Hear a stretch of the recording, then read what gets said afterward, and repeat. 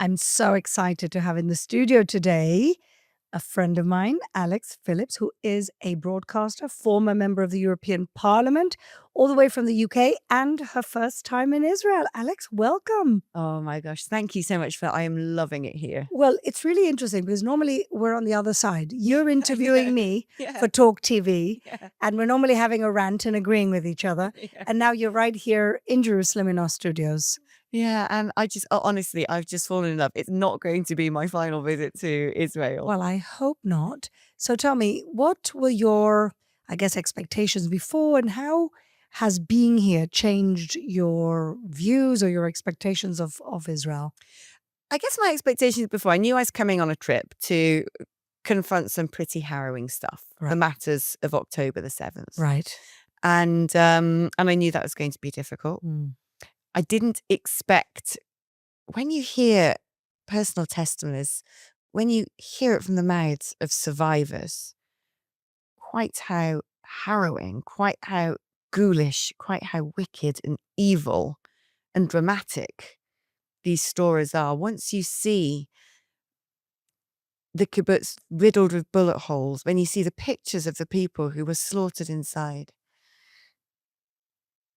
when you speak to people who survived the Nova Festival and hear about the things they went through in order to stay alive, it fills you with a sense of both. There are very few words to describe it. For me, it was incredibly emotional, Of course. but more than anything, incredibly motivating that this sort of wicked must never be forgotten, that we have a responsibility. People like me with a platform have a responsibility to do something, anything, to use our voice. We went to see the 45-minute unedited footage. You saw it. This is the first time you're seeing it. Yeah. And you wrote quite an extensive piece about it, which I read. I did. I wrote a very long thing just from the heart as we Yeah. were traveling back. I was going to make a video and I looked at the video. I thought, no, this isn't a video moment. Yeah. I need to write, because sometimes when you write, you can really Yeah. express yourself in a way that you want to be understood. And so I wrote from the heart my reaction to what I'd seen. And yeah, I mean, the post has gone viral. Yeah. You were very Millions of descriptive. views. But and when I was reading the comments underneath, I expected there to be the usual hate-filled, anti-Semitic content. Almost none. Really? Thousands and thousands and thousands and thousands of comments with people saying, "Thank you for raising this. I've seen it and it is harrowing. I haven't seen it. I want to see it so I can fully understand. Everyone needs to see it." Yeah. And when you look at the grip now, the burgeoning hate and anti-Semitism, the lies, the inversion of the truth, The inversion, I think, is yeah, happening across the Western world.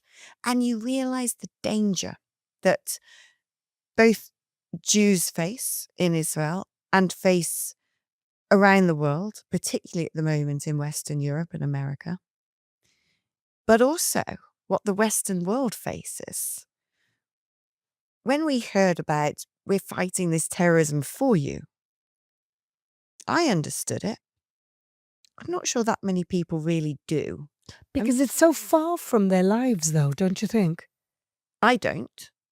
I don't think. I can see it. I can see this is going to sound, I don't know. It's a difficult thing to say. It might be considered a tasteless thing to say.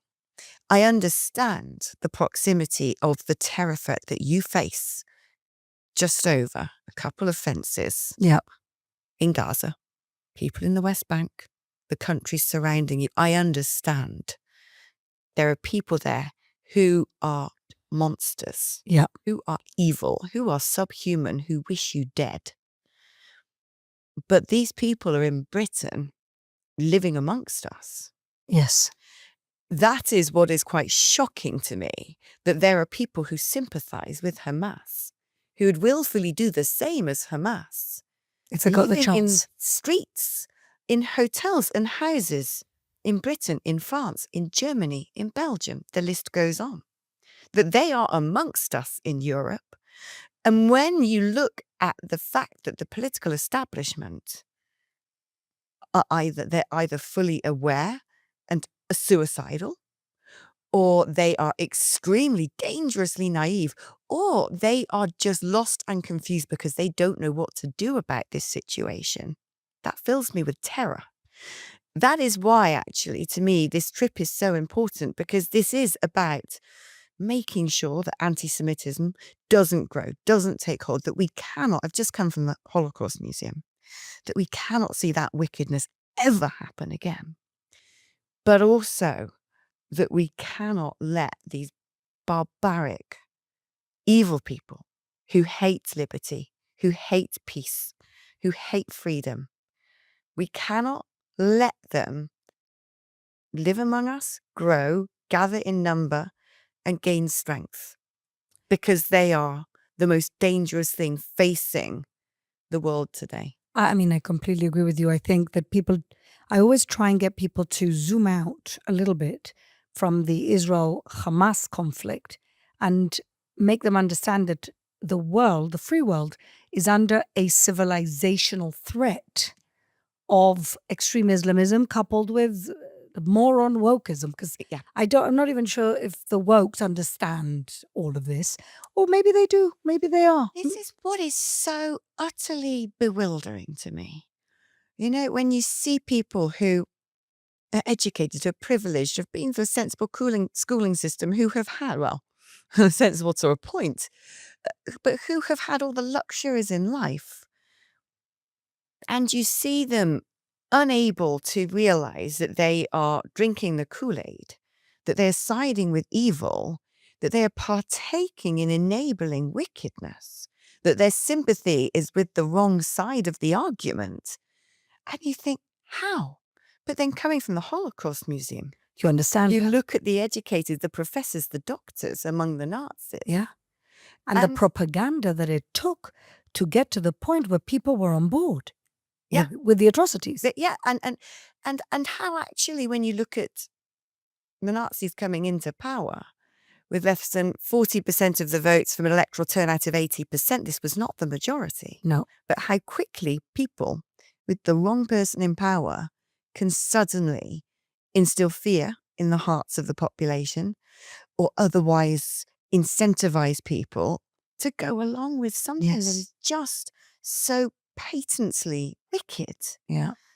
And you realize that despite history, we are only ever a day, a moment, an election, a significant event away from this happening again.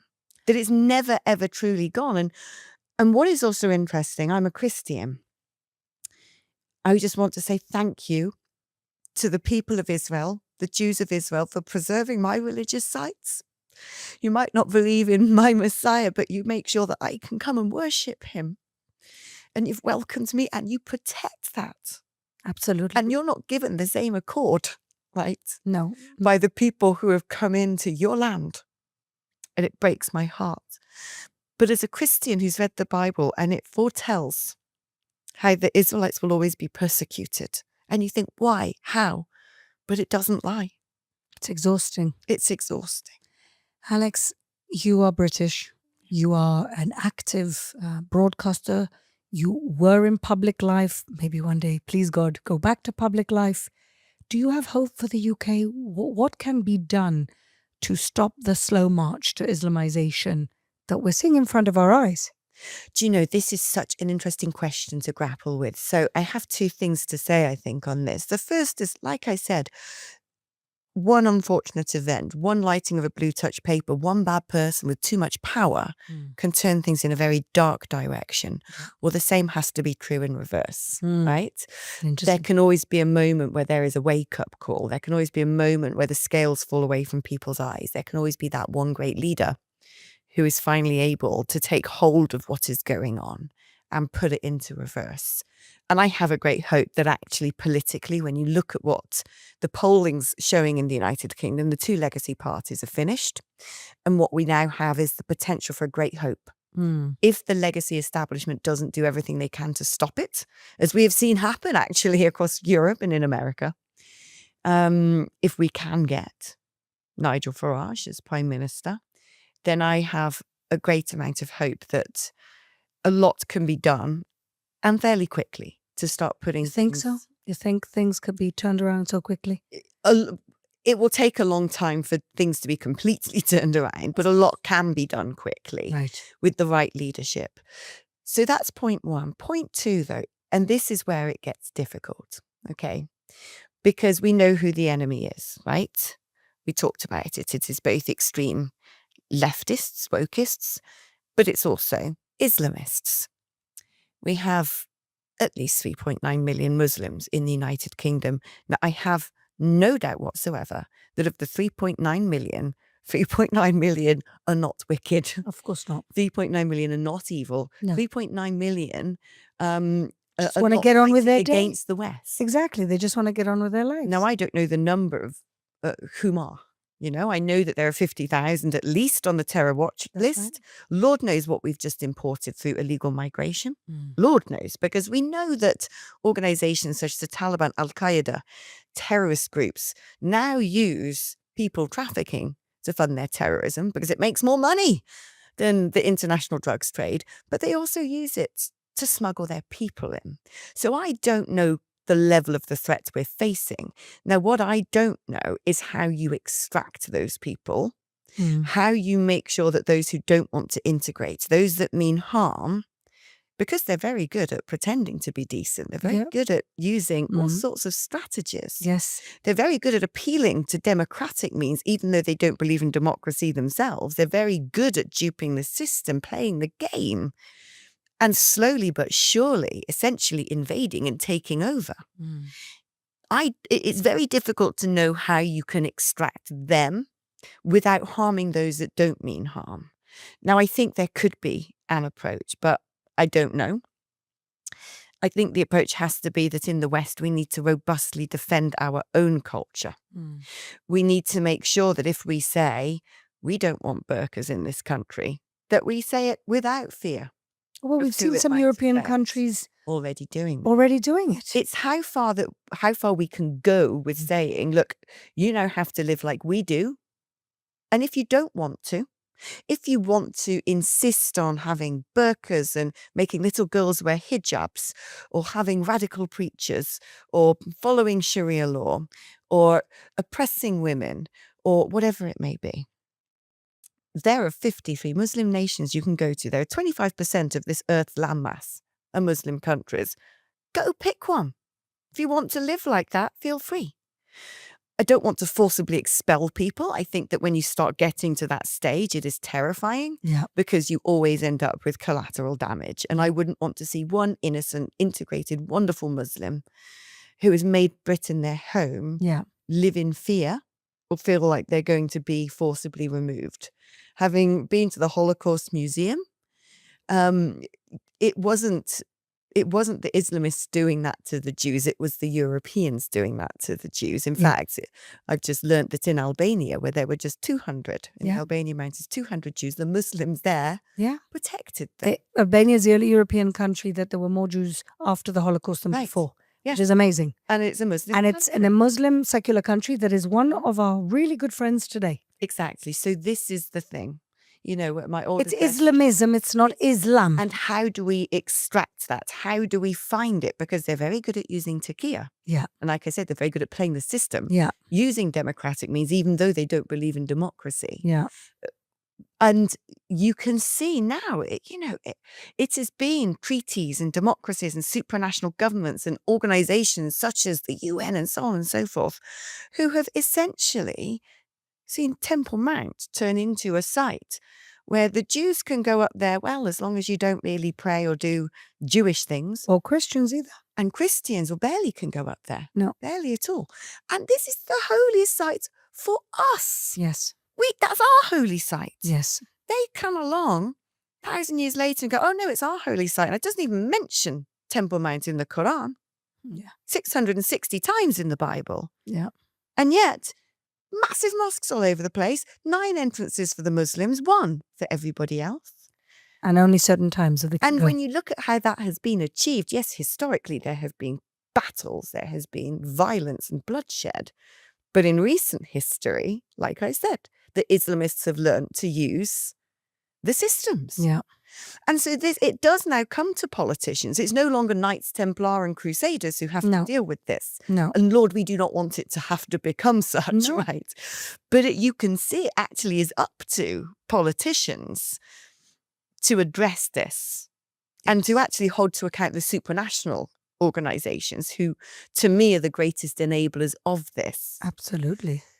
And so this is where we need a huge change in political leadership in the West. And what we are seeing in Europe, actually, when we see these waves of populism, are the people who are actually fighting against, let's call it global socialism, supranational Yes. governance. Yes. The people who are now surging in the polls are people who say, I don't want the EU telling me what to do. Yeah. Or I don't want the UN dictating what to do. Even during COVID, I don't want the World Health Organization. They want their telling sovereignty me how back, to- They want their sovereignty back. which was what Brexit was supposed to be about. And interestingly, we are warned, aren't we, right, after the Second World War, that actually, wow, if you have nation states, this is what you end up with. Hmm. You end up with evil. Well, actually, it seems to me that if you don't have nation states and there is no democratic accountability, the people who wish to harm the West know how to use that system, and Yeah. they're using it very effectively. Yes. But Alex, the next election in the UK is in 2029. Well, that's when it is supposed to The national elections. the big national elections. I mean, actually, if you want to know how horrific our current government is, they've just cancelled local elections again. They're wanting to it's probably a boring story for most people listening to this, but they want to reorganise the way local government is done. So they're cancelling local government But elections. that's convenient, isn't it? Oh, isn't it? Because they know they will lose. Really? So they've already given votes to 16-year-olds, already messing with the franchise. They will form super coalitions to keep reform out, I am sure. There's already a move now to go after Nigel Farage legally, like they've done to Marine Le Pen. They're already looking at lawfare, Well, as they did to Trump. like they did to Trump. Mm. So I'm now seeing the wheels turning. They've realised they've got to stop him somehow. Right. And they're using all of their devices. We've got one heck of a fight on our hands. Now, before we face that fight, a lot of things could come to pass in the United Kingdom. Our economy is in a mess. It's in pieces. The people are fed up. That is clear. Now, the Brits really don't riot. We're quite, Quite polite. we're quite polite. It takes a lot to get Takes us out a of our houses and shout, but It's it's true. beginning to happen. I mean, look, overnight in Ireland, in Dublin, there are projectiles being thrown at the police, fireworks being thrown at the police, mass riots outside of the migrant hotels Oh. because wow. of yet again. And Ireland is supposed to be Yeah. this liberal country. Ireland is, you just have to look across Europe, and Ireland is a powder keg right now Wow. because of the young men coming from largely Muslim countries who have been put up at the taxpayers' expense in hotels. We don't know who they are. They're undocumented. And the assaults against women, little girls. It is happening a lot. And the British people are protesting outside the migrant hotels for the same thing. Rapes, sexual offences against little girls by men who think that that is okay. Why are they still letting these boats come in? Makes no sense. Why? I They mean, I must don't know. understand. They must know. They must have the intelligence that on those boats are terrorists. They must know this. Why are they just letting them in I don't and putting them in a hotel? No, this is what is so baffling, because they put it down to sort of supranational stuff again. Well, this UN treaty, well, the European Convention of Human Rights. This is why we have to break out of these organizations who are also part of inverting the truth. And I think that then, but these organizations are muscular. The might of them Yeah. and the lengths to which they will go in their project. And Lord knows why they have this project or what they want the outcome to be and how much they're willing to risk in the process is terrifying. But whether or not there is, before 2029, the inevitable big terror attack that is coming to the United Kingdom, Scary. it will come. It will come. I always have that at the back of my mind, but I don't want to, you know what I mean? I don't want to open my mouth. People are openly talking. We've been talking, my friends and people I work with, ordinary people.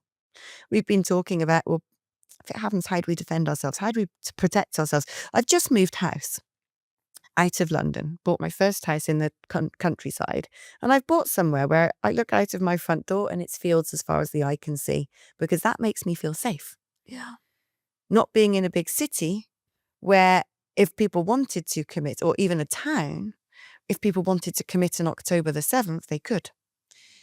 I think about my parents who live in a city that's quite multicultural, and I think, I'm not sure if I'm happy with them living there anymore. And there are people talking about, well, maybe I should go and learn to self-defense, or maybe I should learn first aid. Maybe I should learn to be able to shoot a gun, even though we're not able to carry them in the UK. But people are openly talking about this now. People are talking about moving abroad. There is a palpable sense, no longer just of civilizational existential crisis, which is extremely concerning, but now in general, just about safety in our own countries, because we realize we've let the enemy inside. And like I said, you come to somewhere like Jerusalem and you realize once the enemy's in the gates, it's already too late. Yeah. I mean, and our police presence here is strong in the city. Like you saw, this is the most diverse city in the country. 40% of Jerusalem are Muslim Arabs. And for the most part, they want to live in peace with us. And of course, we have the radicals that we have to keep our eyes on. And we have the multi-faith experience here for Christians and Muslims and Jews. And yet we're always on alert. And yet a month ago, 6-7 innocent people got shot down, next to a bus, in a bus stop. And so we're always ready for it. And I think what you're saying is that you're getting ready for it in the UK, which is I don't know. No, ordinary citizens are feeling ready. Wait, but like the politicians aren't. They aren't. Police and the police guns are not, of course. No. In fact, anytime we've had too many cases in the United Kingdom where firearms officers lawfully dispensed their weapon in the line of duty and then have faced a murder charge. A policeman. Yeah. And then be found innocent, but firearms officers, the very few that we have, are saying, well, I don't want to do this job anymore, because if I have to use this weapon, am I going to be put on trial for murder? Unbelievable. So it is terrifying. It is terrifying. I've lived in Brussels and you've seen the terror attacks there. I always remember the Bataclan. Too many people forget the slaughter and the violence, the barbarism of that attack. We've had 7/7. 9/11, I was a school kid when it happened. I was in sixth form. I remember it clearly. And the next one is coming. The next one is coming. And the next one will be bigger than anything we've ever seen. Of that, I am certain. But also, they have patience. Oh, yeah. The terrorists. Strategy. They have patience and strategy. They know how to hide. They know how to lie in wait. They know how to pretend. But also, and this is where you start getting into, again, more complicated discussions, but there's a demographic risk as well. Probably less so in Israel, where the Jews are very good at getting on and having lots of babies. Yes. Not the Europeans. That's really the problem, isn't it? But then you look at, say, on this trip as a Christian, one place I'd love to go is Bethlehem.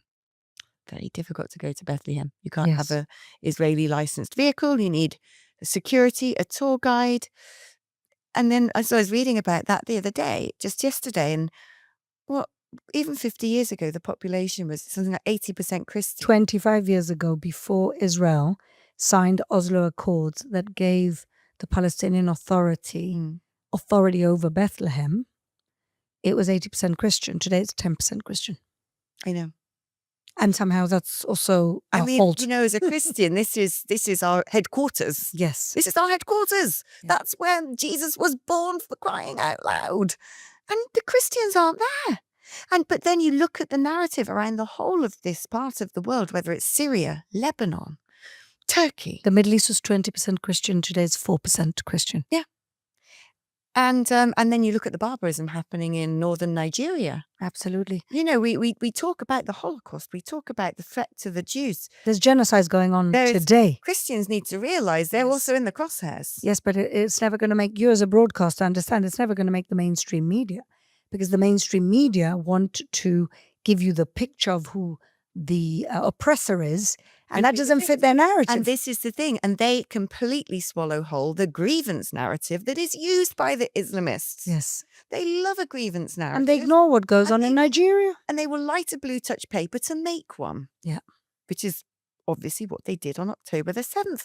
And the world, too many people, I think the majority actually of the general population do get this. And this is what's astonishing. But they're scared, they're quiet. They're silenced. They're not the ones with the voices. Mm. And again, going to the Holocaust Museum, it's the same thing in Nazi Germany. I'm sure the majority of Germans were like, what? Who is this awful man? Yes. That's what I mean. You get the wrong person, or they get too much power. These elites are their twisted, inverted truth. And then you have the role of the media Yeah. in all of this, which is the media, the mainstream media over the last 2 years have essentially parroted Hamas talking points and presented it as news with absolutely no critical thinking of what they're doing, which is similar to Goebbels putting a radio in everybody's house in the 30s to basically tell them that all their problems came from the Jews. That's what scares me, Alex. I have never seen a war so surgically dissected and analysed or commentated on like it's a football match. And everybody's an expert. Yeah, commentated on like it's a football match when all the commentators support one side. Yes. Because we didn't have this when the West were fighting ISIS. Well, dropped a few bombs on some terrorists, but all these civilians died. Yes. Well, you never heard the demonization, the baby killing, blood libel. You never heard that with ISIS. I never heard people say during the war against ISIS, all the babies and the women who have died over in Syria. Which was a lot more in terms of the proportion. I don't even hear that when people talk about Ukraine. Not at all. Even at least when it comes to Ukraine, the media know who the bad guy is. Hundreds of thousands of people have died in Ukraine, amongst them tens of thousands of children. You never hear Putin's a baby killer. Never. No. You never hear that. You don't hear it. You only hear it about Israel, the IDF. Little things. You just say, oh, well, Putin might have a nuclear weapon. Yeah. It's demonization, which is part of where legitimate, maybe, criticism of Israel turns into anti-Semitism. And that's what people seem to be blind to. And it's and it is baffling to me when, frankly, the Jews have done so much for the world. Your absolute glut of Nobel Peace Prizes. And you look at the ratio, 30%, the ratio per capita, and it's like, well, thanks for all of that, all the wonderful things you've done, all the Nobel Prizes. The advances in everything, whether it be technology, IT, medicine, and again, how you protect all the religious sites that's in your land. And then you're told it's not your land. And you go, okay, well, they're saying it's not our land, but we're going to make sure that all the other people who claim it's their land can do so. Yeah, it astonishes me. It doesn't matter how much the Jewish people do the best and rise above it. It doesn't matter. And there's this peculiar thing now of the marriage between the idea of Jewishness and whiteness, colonialism. Yes. Westernness. Yes. Which is there. We are the greatest of allies. We're cousins. We are the Judeo-Christians. But it's all the things that have been progress in this world. If you were to wipe out Judeo-Christians tomorrow, what have you got left? It'll be rubberized. There'll be nothing. It'll go backwards 200 years in the space of 200 days. Or a few more hundred years to the 7th century, which is where these jihadists want to take us to. Yeah. And you just have to look, when you go up Temple Mount and you look at the way that they keep it up there, just around the side of the mosque, just trash lying about. Well, but I just think, God, they wouldn't do that in Westminster Abbey. You wouldn't just have like a broken fan and a chair and some rubble and a ladder and hanging out around outside Westminster Abbey. So this is one of our holiest sites. It's just, there are such striking things that when you come here that you see with your eyes. You can see, but you're not allowed to say, but we see it as well back at home. We see it on our own streets. You do, of course. Alex, what gives you hope from your trip here? Oh, what gives me hope from my trip is knowing actually that you've got us, actually, that we, the British people, when I put that thing online, I saw the positive, about October the 7th. I also put about Jerusalem yesterday, and I see that how popular those those posts have been and how many positive comments underneath. The usual suspects are saying things, but they're very few. It's like They always will. 1%. That makes me realize that you have us. Don't you worry about that. You might have some loud voices in politics and the Islamists, but you've got the British people, so never doubt that. But also we've got you. That's so And lovely to hear. That is so fundamentally true. And, you know, I've been so blessed being able to go to the Church of the Holy Sepulchre and pray. So happy that it was a moving experience for you. It's beautiful. And, you know, today I had a mini miracle. What happened? So I listen to a Bible app every morning, and it gives you a sort of 15-minute, you know, passage in the Bible. And it doesn't go in chronological order. It skips around all over the place in the Bible. And so I was putting my makeup on, ready to go and start my day today, which was part of it was the tour of the city of David. Incredible. Amazing. I mean, I'm never going to live to see the end of that excavation, but how 3,000 years of history there. Incredible. So I was getting ready for that today, and I was putting my makeup on, and the part of the Bible that it chose. Now, bearing in mind, there's between Old Testament and New Testament, there's over 31,000 verses, and it chose Jeremiah 37 and 38, when Jeremiah says, "Oh, I think things are going to get pretty bad," and they don't want to hear it, and so they chuck him into Jonathan's office. They chuck him into a cell, essentially. That's what was the passages today, anyway.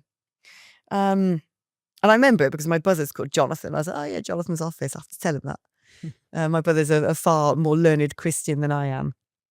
We go to the city of David and we meet the guide. And the very first thing he says is, you know, the great thing about archaeology is you find things that can evidence what the Bible says, that it's not a made up fiction book. You can find actual artifacts that show you things. And he showed this little writing clay thing. He said, "Do you know what this is?" And I said, it looks like it could be a seal. And he said, "Right, they won't be able to read Hebrew, but you might not even recognize these names because it's from a very niche part of the Bible." He said, "It's in Jeremiah." Oh my God. 37:38. No. Yeah. And it was the seals of the administrators within the palace of David who actually apprehended and apprehended Jeremiah. And you suddenly think that's weird.